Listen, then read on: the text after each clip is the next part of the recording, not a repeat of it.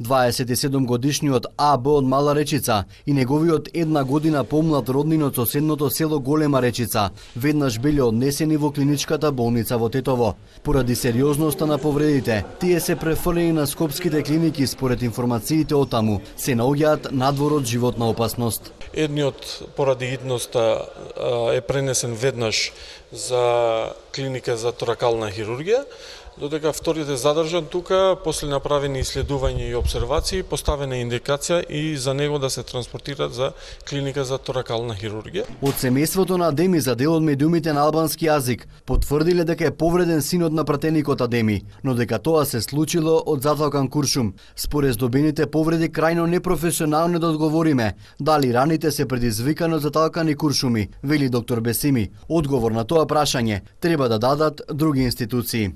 Ние не сме форезничари, не сме крим техника, ние сме лекари. Нашата екипа донесени се како повредени, третирани се медицински.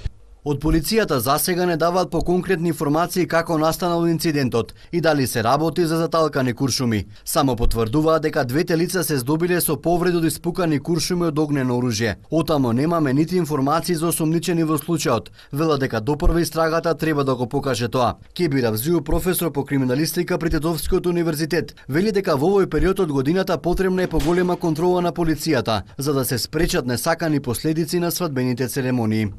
Во летниот период надлежните треба да ја засилат контролата околу употребата на оружје на свадбени церемонии и секој кој го злоупотребува оружјето може да се пронајде според испуканите куршуми и тоа треба да се проверува, не да чекаме тој куршум да заврши во некого.